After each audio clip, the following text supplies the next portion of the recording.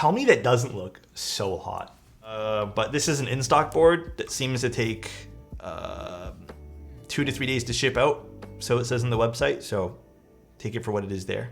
I'm glad this is going to be in stock, and I'm glad that more people are pushing for in-stock units. So it is good. But this is the Milan here. I need to take this all apart. The stabs are already in there, but I'm not gonna lie, the stabs provided are a little under-tuned, so we're gonna tune them.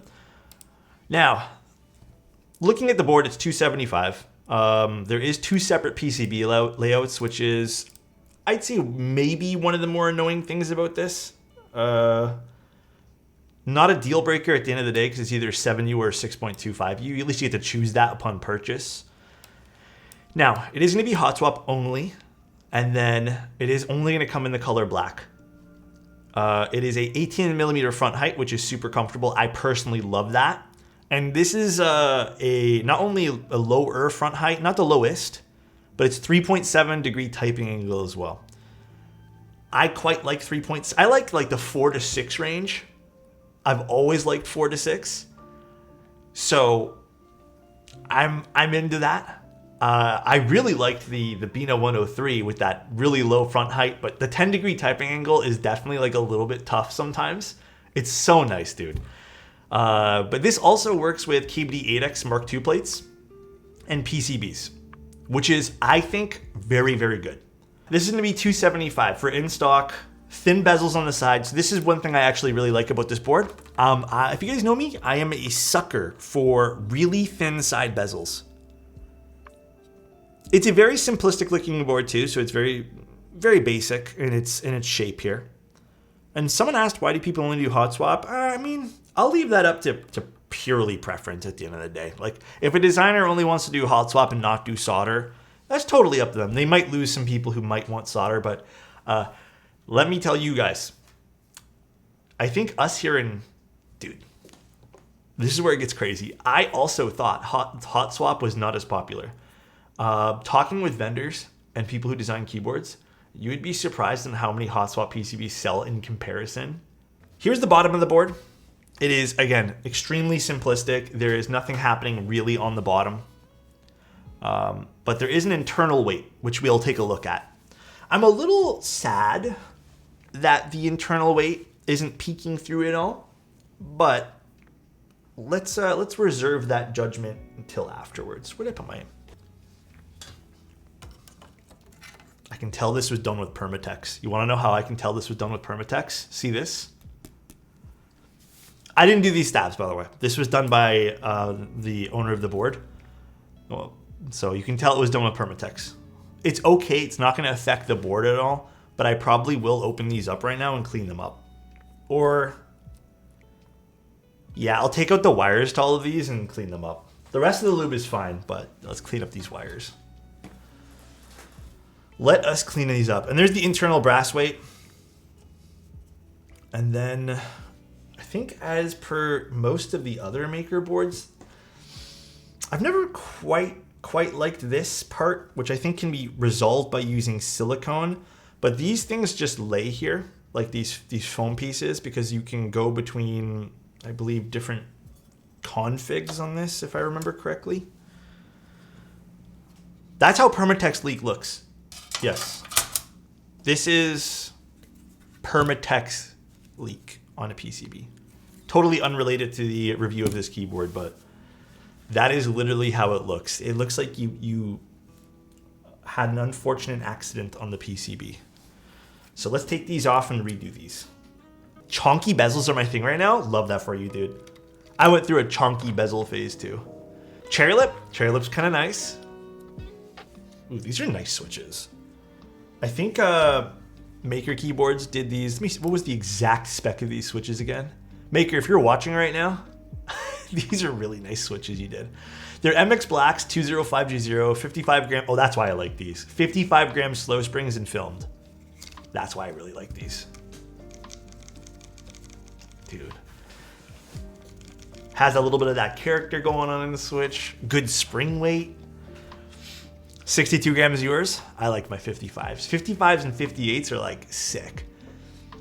No, the PCB is pretty limited. So if your idea is to get this board to fiddle around with layouts, this is not the board.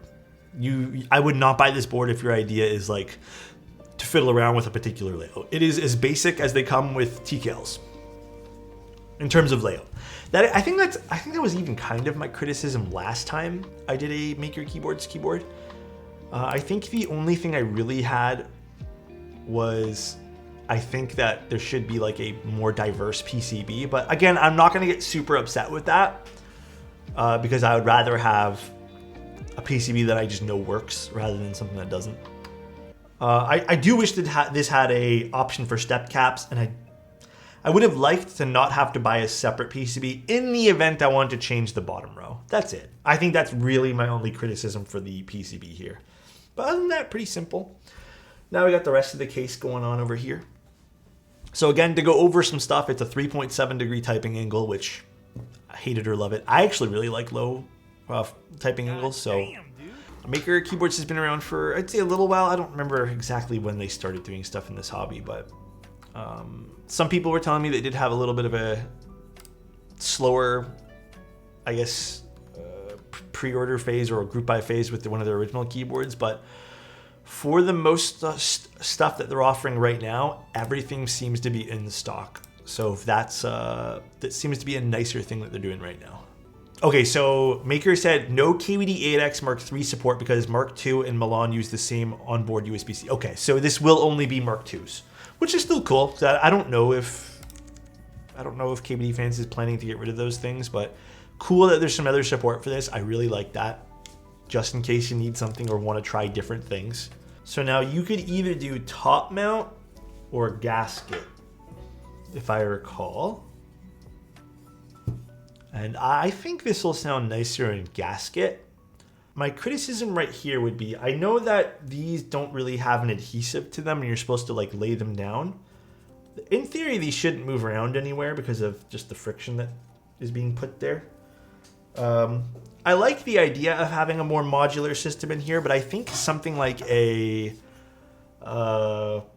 silicone sleeve, or I can't really say silicone sleeve would be the best option for that, but just a sleeve of some sort might help the idea of these sliding around and help with the build experience a little bit. So here inside is the internal weight, by the way.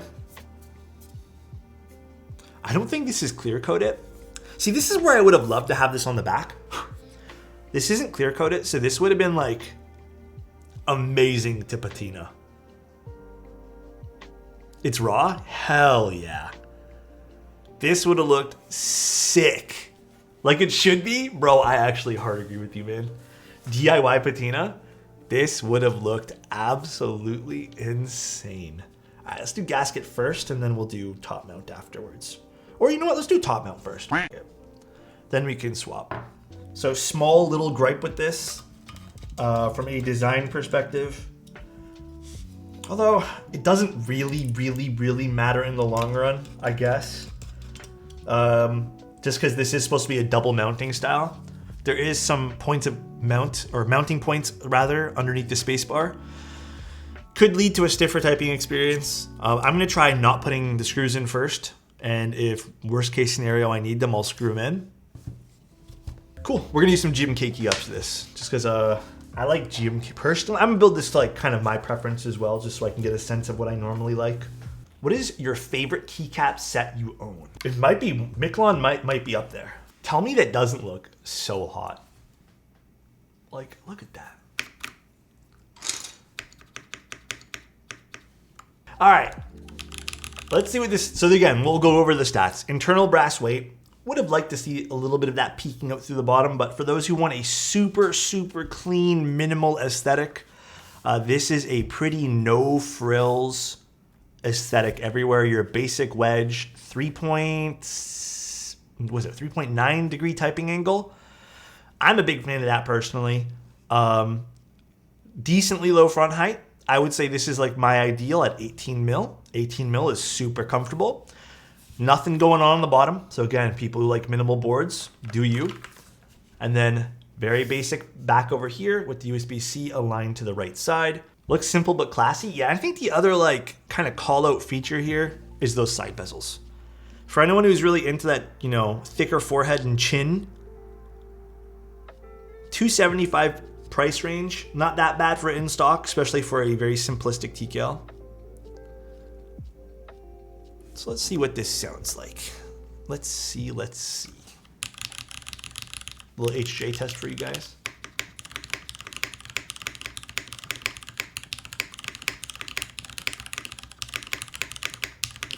I'm actually surprised I like the top mount with the alu.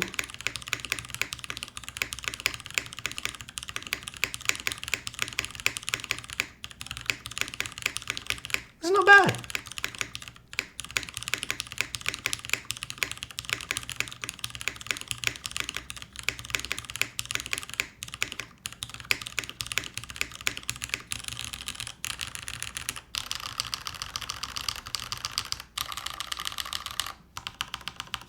Nice backspace, which sometimes on top mounts and just TKLs you get terrible backspaces.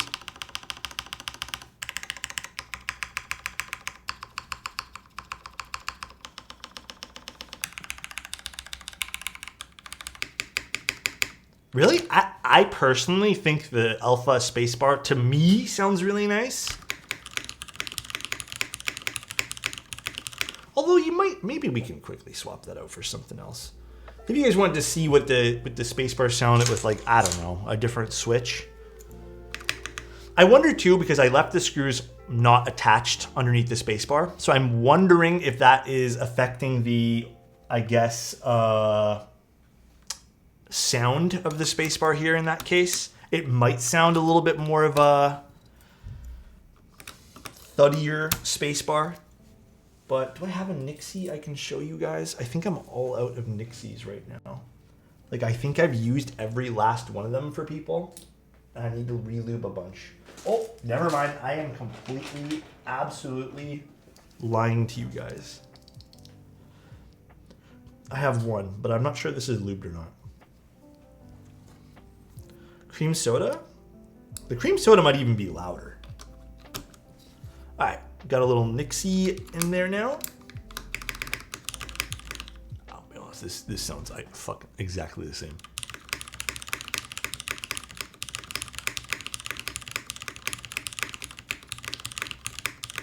That sounds identical. Absolutely identical to me.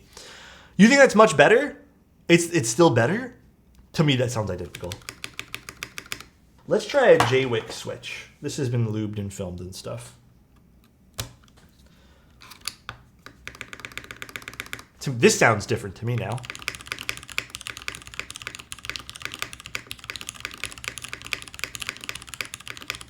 Like, that sounds a little bit more flat.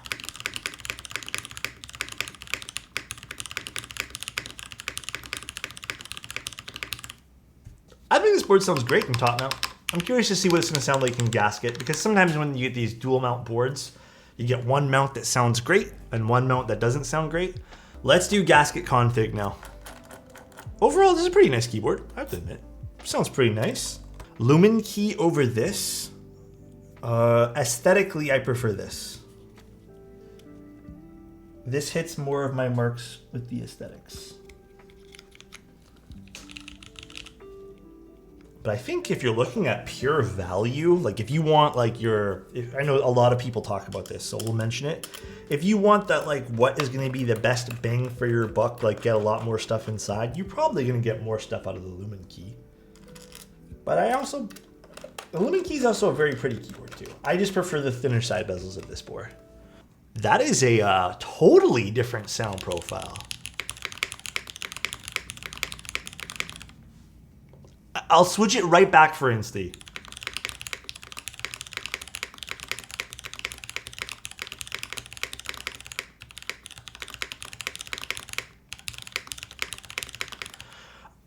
Okay, I haven't finished typing on it yet. I'm just showing you guys the sound. I actually kind of like both.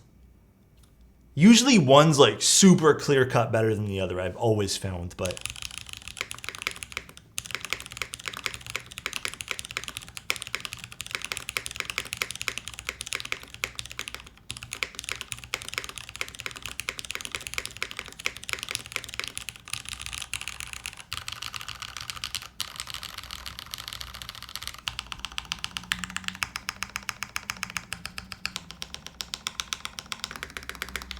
I need to tune the spacebar a little bit more. I haven't quite done all the touch-ups to it. Let's switch back to our cherry switch too, just to get a better sense of what the cherry sounded like.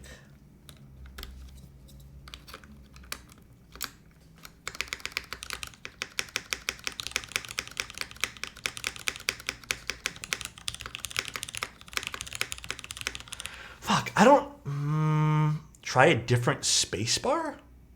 Oh, yeah, I went JWK versus cherry. I don't know which one I like more. I think I slightly, and this might be, I know I saw some people talk about them liking this more in chat, but I kind of did prefer the top mount a little bit, to be honest. I think this is a little bit more well-rounded in terms of its sound profile. Like it has a bassier tone, and then it has like your, I'd say like a pretty full-sounding spacebar with pretty full-sounding mods. See what it sounds like with Greg. Oh, God. I don't know. I do kind of like the top mount a little bit better. But it's like marginally better. A lot of people have been telling me they prefer like 1 or 2 flex cuts in the PCBs to like round out sound. I will admit the Unicorn has 1 flex cut, and I think that's as much as I'd personally ever want to design a keyboard with, but 2 is never terrible. You're right, it could also be the 2 flex cuts in this causing the alphas to be a little bit not as prominent as we normally see. But I don't think this is a bad sound by any means, nor is it like that typical flex cut deadness. I have no other ways to describe that, I'm sorry. But that's usually what I see with like the flex cut stuff. They also have plate files available. So if you guys want to do your own plates, that's readily available on the website to download, which is fantastic. Fucking love that, by the way. And they also have case foam files, it looks like too. So if you guys want to cut your own plate foam. Yeah, dude, I can't stress enough how much I prefer when people list plate files, and even to some degree some sort of PCB file of some sort. I think it's fantastic when people do that. Absolutely fantastic. I need Wobset, but I can't quite decide between Kikobo or GMK. They're both good. I think, me personally, I'm a GMK simp. I like GMK stuff. I like this. Turned out this nice little project. $275 in stock board. Don't have to really wait other than for you to ship it out. Thin side bezels, very simple design, which you can't complain about. Internal weight. My only criticisms would be 3 criticisms. I wish that the PCB had a 7U option baked into the basic PCB and even plate file. I would have loved to see that so you don't have to order 2. And then I would have also really, really liked to see, maybe this is a personal thing, the brass weight somehow peek through the bottom of this case. I don't know if that was like on the table at one point, but I'm a big sucker for non-clear coated brass weights. And since this has a non-clear coated one in the center, or inside rather, that would have been really fucking awesome. And then my last little grievance, not really a big criticism here. I don't love those pieces of gaskets, I guess, kind of floating around on the inside. But again, not the end of the world. That's just more of a building experience thing for me. The mount under the spacebar did hinder my initial thought of it, but you know what though? I have to say this.